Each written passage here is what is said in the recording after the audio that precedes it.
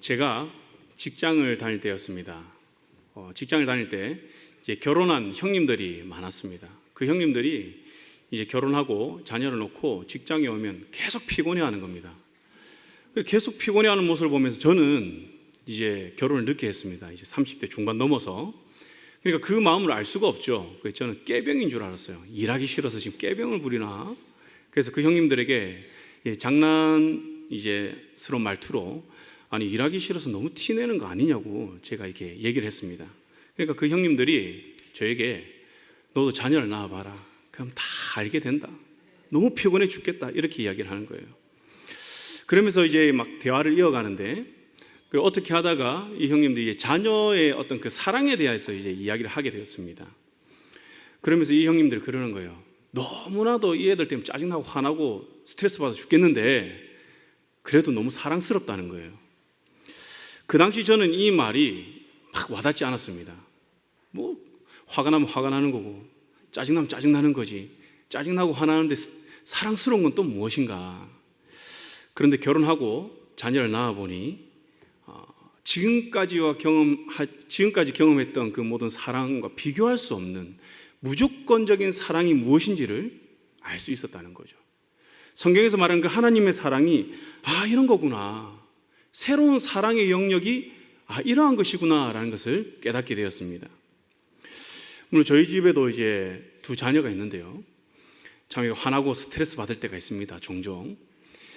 특별히 이제 첫째가 태어났을 때 첫째가 이제 야제증이라고 이제 해서 잘 때 계속 깨는 겁니다. 그냥 깨면 좋은데 비명을 지르면서 울면서 깨는 거예요. 근데 그게 이제 뭐 100일이 지나면 우리 100일의 기적이라고 하죠. 100일만 참자. 근데 그 기적이 일어나지 않는 거예요. 근데 하루에 몇 번씩 깨느냐? 밤에 이제 제가 세지는 않았습니다. 아내가 세었는데 25번 정도. 근데 그거를 세다가 포기한 숫자입니다. 여러분 25번 정도 깼다고 한번 생각해 보세요. 비명 지르면서 얼마나 고통스럽겠습니까? 자는 시간에. 100일이 지나면 괜찮을 줄 알았는데 안 그런 거예요. 그러면 200일이 지나면 괜찮으려나? 안 그렇습니다. 언제까지 그랬느냐? 이 아이가 4살이 될 때까지. 4살이 될 때까지 저와 아내는 이제 통잠이라는 것이 무엇인지 그 통잠의 은혜를 경험해 보지 못했습니다. 물론 이제 저보다 아내가 더 고생을 했겠죠. 저는 이제 새벽 기도도 해야 되고 사역을 해야 되니까 따로 이제 자긴 했는데요. 그렇게 스트레스를 받다 보니까 어떻습니까? 마음 가운데 화도 나고 이래 하겠죠. 그런데 신기한 게 이 아이가 밉지가 않은 겁니다. 너무나도 스트레스 받게 하고 컨디션도 떨어뜨리고 피곤하게 하지만 밉지가 않은 거예요. 사랑스러운 거예요. 왜냐? 가만히 보면 나를 닮았거든요. 나를 닮은 자녀를 어떻게 미워할 수 있겠습니까? 이제는 그 야제증이 아니라 이제 다른 것들로 속을 썩이기 시작하는데 아무리 말을 안 듣고 사고를 쳐도 여전히 이 아이는 나의 자녀이기 때문에 사랑스럽습니다. 그러다 가끔씩 정말 가끔씩 아빠 사랑해 이 말 한마디면 그냥 마음이 녹아내리는 거예요. 특별히 이제 사랑의 표현을 잘 아는 저희 둘째가 있습니다. 둘째가 한 번씩 인심 쓰듯이 작은 소리로 아빠 사랑해 이렇게 한번 해주면 그게 얼마나 감사한지 순식간에 모든 이 감정들이 다 풀리는 겁니다. 그럼에 있어서 저에게 이 두 자녀는요 내 모든 것과 바꿀 수 있는 유일한 존재가 되었습니다. 이렇게 저는 자녀들 양육하면서 하나님 또한 나를 이렇게 사랑하시는구나라는 것을 깨달았어요. 자녀가 된다. 자녀를 향한 부모의 사랑이 무엇인지를 알게 된 것이죠. 여러분, 하나님 우리를 사랑하십니다. 아닙니까? 왜 사랑하십니까? 내가 잘해서 내가 사랑받을 만한 행동을 해서? 아니죠. 내가 자녀이기 때문에. 우리는 하나님의 형상을 따라 지음받은 하나님의 백성이고 하나님 자녀입니다. 그렇기 때문에 하나님은 무조건적인 사랑을 우리에게 부어주시는 것이죠. 그래서 우리가 어떻게 알 수 있습니까? 바로 그 아들을 주셨잖아요. 나의 생명과 바꿀 수 있는 유일한 나의 무엇과도 바꿀 수 없는 그 존재인 그 자녀를 나를 위해서 주셨다는 거예요. 죄인인 나를 위해서. 여러분, 그 사랑의 깊이와 그 넓이가 측량이 되십니까? 전혀 지금까지 경험한 사랑과 전혀 또 다른 차원의 그러한 사랑이 아닐까, 저는 그렇게 생각합니다. 주님은 그렇게 우리를 사랑하시는 거예요. 오늘은 이러한 하나님의 사랑을 구약에 나타난 구속의 과정을 통해서 우리가 한번 알아보고자 합니다. 특히 구약의 구속사는 크게 6단계로 나눠집니다. 6단계로 나눠지는데 오늘은 2단계까지 우리가 함께 알아보면서 하나님의 마음을 우리가 잘 알고, 그리고 우리가 하나님의 사랑을 입은 자로서 합당한 그 삶을 살아가는 저와 여러분들이 되길 바랍니다. 첫 번째는 이제 아담부터 노아의 기간입니다. 이 기간의 특징은 무엇이냐면 오늘 읽은 창세기 3장 15절 말씀처럼 메시아를 통해서 사단의 권세를 다 깨뜨리시고 타락한 인간을 구원하시겠다는 그 하나님의 약속이 주어진 그러한 기간입니다. 이것을 우리가 오늘 읽은 본문은 우리가 원시복음이라고 이야기하죠. 그래서 창세기 3장 15절 우리가 다시 한 번 더 이 원시복음을 한 목소리로 읽어보겠습니다. 시작. 내가 너로 여자와 원수가 되게 하고 내 후손도 여자와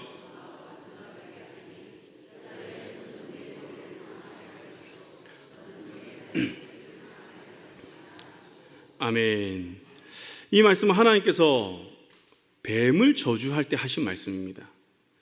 뱀과 여자, 뱀의 후손과 여자의 후손은 적대적인 관계라는 거죠.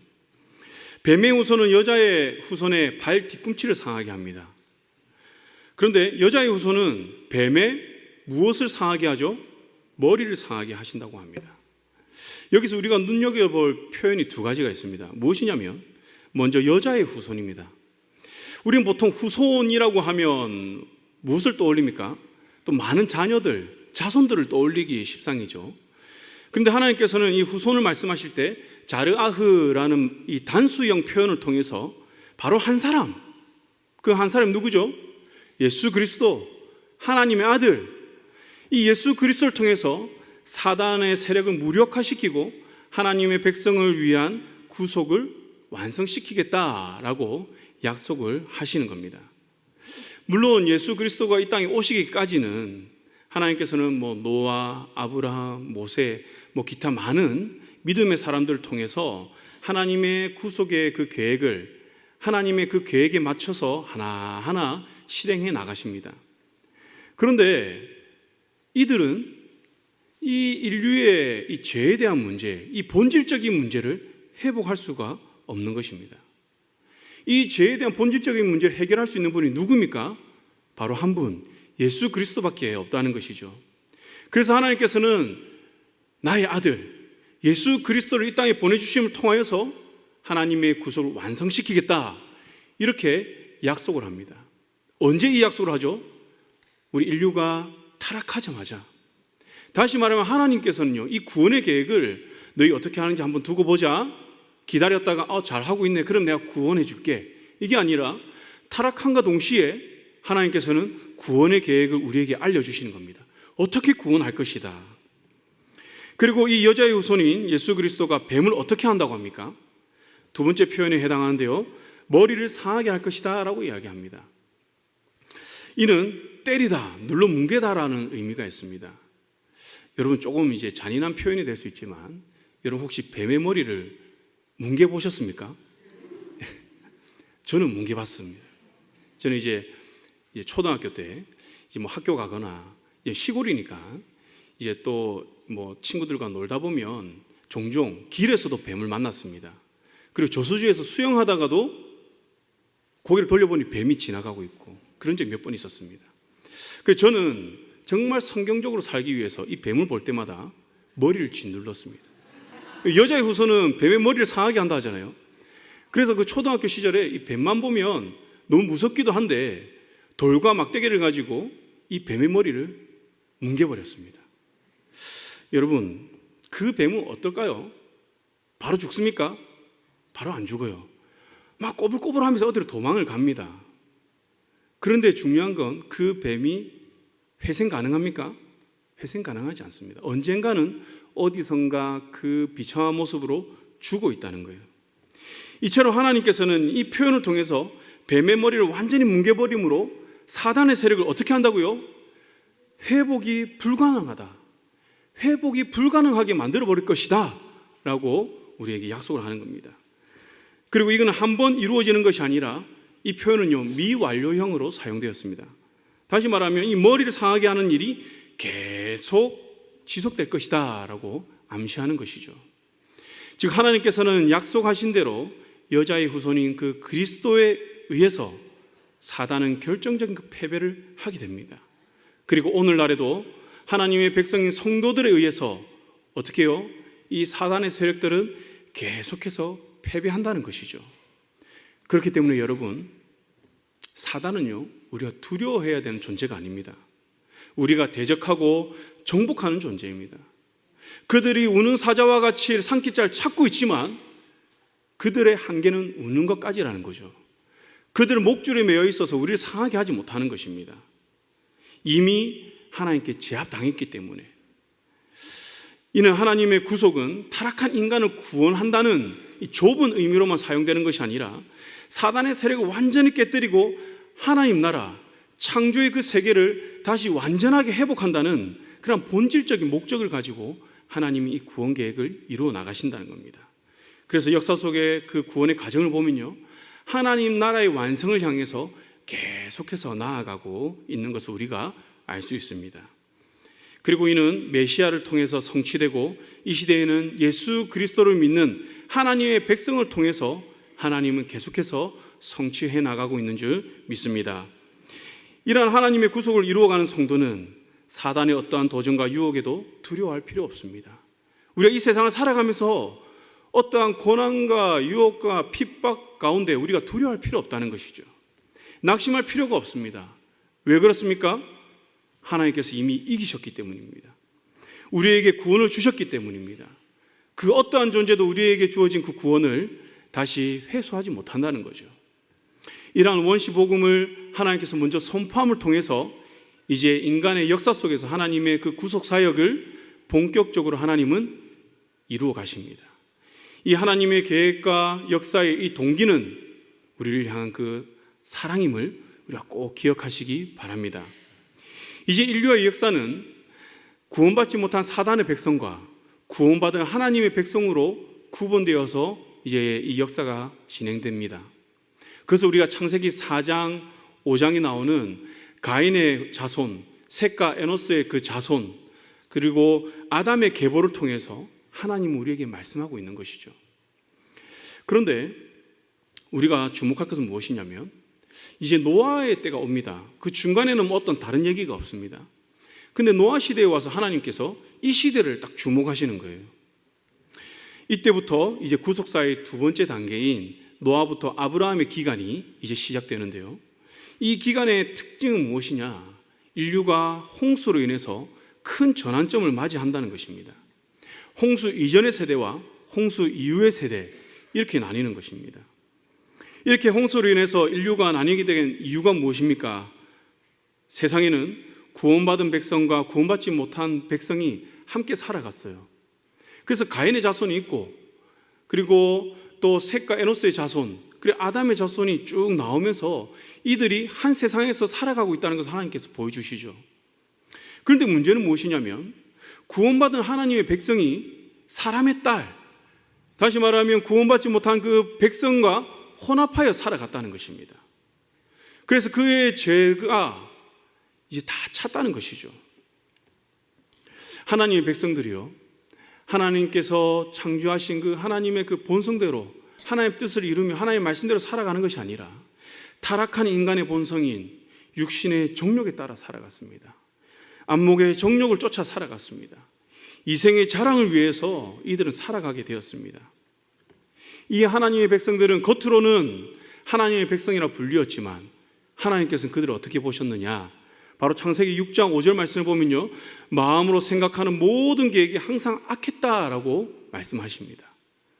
그리고 창세기 6장 13절에는 이 모든 혈육 있는 자의 포악함이 이 땅에 가득하였다라고 이야기를 하세요. 여기서 이제 포악함이라는 이 단어, 이게 무엇이냐면 하마스라는 단어입니다. 하마스 많이 들어보셨죠? 어딘가 익숙하죠? 네. 요즘 이제 이스라엘과 팔레스타인의 그 하마스 그 단체와 전쟁 중에 있죠. 이 전쟁이 하루속히 끝나면 좋은데, 이 하마스의 뜻이 무엇이냐? 바로 격렬하게 행동하다, 폭력을 행사하다라는 뜻이 있습니다. 그래서 물리적인 그 폭력, 억압에 대한 그 의미가 있는가 반면 또 어떤 의미가 있느냐? 도덕적으로, 윤리적으로 그랬던 행위를 가리킬 때 이 하마스라는 단어를 씁니다. 하나님께서는요, 이 단어를 통해서 우리에게 무엇을 말씀하시냐면, 이 인류가 이 인간의 이기심과 이 탐심에 지배당하여서 전인격적으로 타락하였다는 것을 우리에게 말씀하시는 거예요. 이러한 상황에서 하나님은 의인이며 완전한 누구를 주목하시죠? 노아를 주목하십니다. 그리고 하나님께서는 심판과 함께 방주를 통한 그 하나님의 그 구원을 이 노아를 통해서 준비하시고 이루고자 하십니다. 우린 여기서도 하나님의 그 사랑을 알 수 있는데요, 하나님께서는 인간의 그 타락이 극에 달았음에도 불구하고 몇 년의 시간을 주시죠? 120년간의 시간을, 약 120년의 시간을 우리에게 허락하십니다. 이 기간은 인류가 충분히 회개하고 돌이키기에 부족함이 없는 넉넉한 시간입니다. 그리고 하나님께서는 이 방주가 만들어진 이 모습을 통해서 하나님의 그 심판의 뜻, 그리고 하나님의 그 구원의 뜻을 타락한 백성들에게 하나님께서는 전하게 하셨습니다. 여러분, 2014년에 노아라는 영화가 개봉을 했습니다. 제 주위에는 이제 그 영화를 보고 비성경적이니까 이제 보지 말라 이렇게 이야기를 많이 했는데요, 그렇게 말하면 꼭 이 마음이 어떤 마음이 들죠? 보고 싶은 마음이 들죠. 아니, 본인은 보고 나한테 얘기를 하면서 나를 왜 보지 말라 하는 걸까? 그래서 저는 봤습니다. 그렇게 볼 생각은 없었는데 그렇게 얘기하니까 보고 싶어서 가서 봤어요.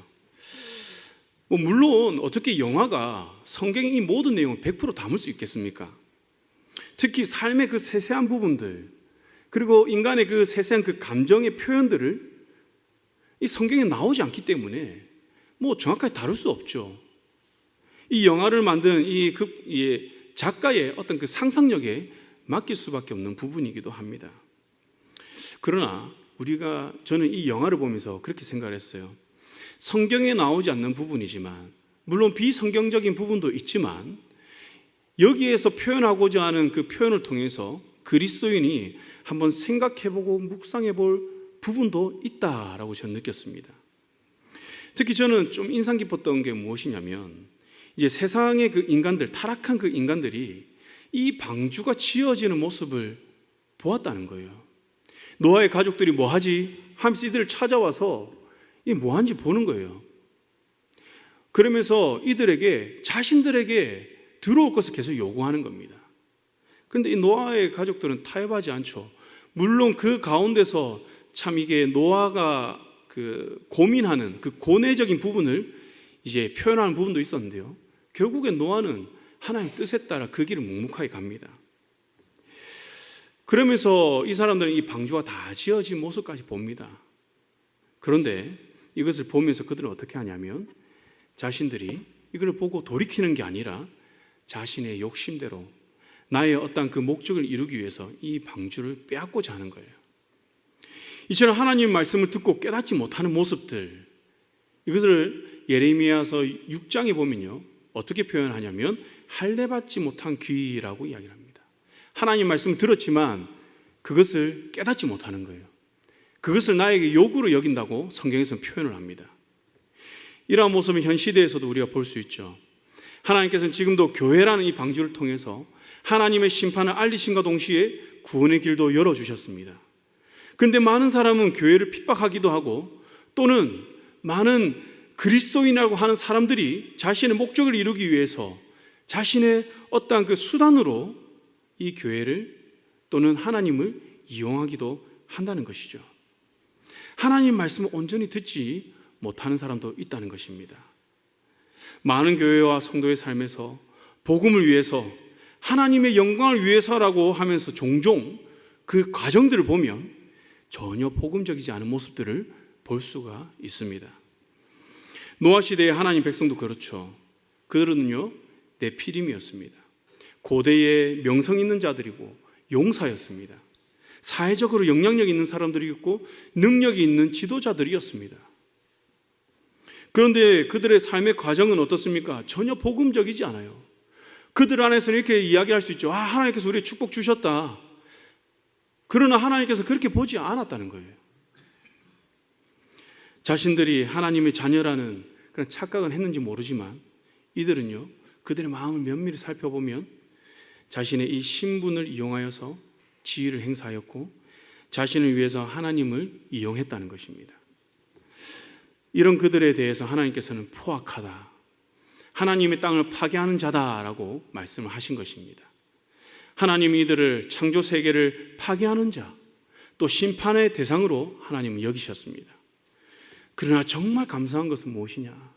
그럼에도 불구하고 하나님은 그 중에 의인을 찾으셔서 방주를 만들게 함으로 그 사랑을 끊이지 아니하고 계속해서 하나님의 구원의 그 역사를 이루어 가신다는 것입니다. 그래서 지금도 우리가 회개하고 주님께 나와 방주를 타기만 하면 하나님의 구원의 은혜를 우리가 누릴 수 있습니다. 그리고 하나님은 이러한 방주를 만들 의인, 그리스도인, 그리고 하나님의 백성을 통해서 하나님의 구속사역을 지금 이 시대에도 이루어 가시는 줄 믿습니다. 제가 지난주 유튜브에서 사랑에 대한 이야기를 이제 보았습니다. 사랑은 내가 기준이 아니라 당신이 기준이 되는 삶을 사는 것이다 라고 말을 합니다. 사랑은 내 감정, 내 느낌대로 살지 않으며 내 소원, 내 충동대로, 내 욕정대로 사는 것이 아니라 당신이 소중하니까 당신을 배려하는 삶, 당신을 위한 삶을 사는 것이다 라고 말을 하는 겁니다. 즉 사랑이라는 이 말은 말로만 하는 것이 아니라 행동으로, 삶으로 나타나야 한다는 것이죠. 그러면서 정말 사랑해봐야 어른이 된다라고 하는데 저도 이 말에 동의를 합니다. 여러분, 신앙의 성숙의 척도를 우리가 무엇으로 알 수 있죠? 많이 섬기는 것, 직분을 맡는 것, 내가 열심을 내는 것, 이러한 것도 중요합니다. 그러나 신앙의 성숙의 그 척도는 사랑의 정도, 사랑의 깊이를 통해서 우리가 측정할 수 있다는 것이죠. 하나님께서는 인류를 위한 그 구속의 동기가 사랑이었습니다. 그 정도와 깊이는 우리가 감히 측량할 수가 없을 정도입니다. 하나님께서는 이 사랑을 말로만 하지 아니하고 실제로 행하심으로 우리에게 보이셨습니다. 그리고 우리는 그 측량할 수 없는 그 사랑을 받은 존재들이라는 것이죠. 여러분, 주님 사랑하십니까? 주님을 사랑하십니까? 주님을 사랑한다면 우리는 우리의 삶에서 그 사랑이 동기가 되어서 주님의 몸된 교회를 섬기고 우리가 맡은 그 직분을 온전히 끝까지 감당하며 우리가 열심으로 하나님의 구속사역을 이어가야 할 줄 믿습니다. 하나님께서는 예레미야를 통해서요, 이스라엘 백성들을 이렇게 표현합니다. 포도나무에 포도가 없다. 무화과나무에 무화과가 없다. 무슨 말입니까? 포도나무에는 반드시 포도라는 열매가 있어야 되고 무화과나무에는 무화과라는 열매가 있어야 되는데 이들은 포도나무이고 무화과나무이지만 이들에게는 전혀 그 열매를 발견할 수 없다는 거예요. 하나님께서는요, 열매로 그 나무를 알리라고 이야기를 했습니다. 하나님의 백성들이 자기의 유익을 위해 살고 자기가 듣고 싶은 말을 들으며 주를 위한 어떠한 사랑의 열매가 없다라고 하나님께서는 말씀하고 계신 겁니다. 사랑의 열매, 사랑의 이 능력은요, 바로 손해보는 것이라고도 이야기를 합니다. 우리가 주님을 사랑한다면 어떤 것을 포기해야 되고 어떤 것을 내려놓아야 할지, 그리고 무슨 손해를 내가 기꺼이 감수해야 될지를 내가 결정을 해야 됩니다. 이를 하나님께서는 먼저 우리에게 보여주셨죠. 우리를 사랑하사 그 아들을 포기하셨습니다. 우리를 구속하기 위해서 그 아들을 이 땅에 보내시기로 하나님은 결정을 하셨습니다. 하나님이 하나님됨을 포기하면서까지 우리를 사랑하셨습니다. 이 하나님의 구속의 은혜와 사랑이 우리 마음과 삶에 충만하기를 소망합니다. 그리하여서 우리도 주님을 깊이 사랑하는 성숙한 신앙인으로서 노아가 당대의 의인으로서 하나님의 그 구속사에 구원의 방주를 만드는 자로, 또 심판과 구원을 선포하는 하나님의 그 메신저로 쓰임받은 것과 같이 저와 여러분들도 이 시대의 의인으로서 주님의 구속사역에 귀하게 쓰임받는 주님의 자녀가 되기를 주님의 이름으로 축복합니다.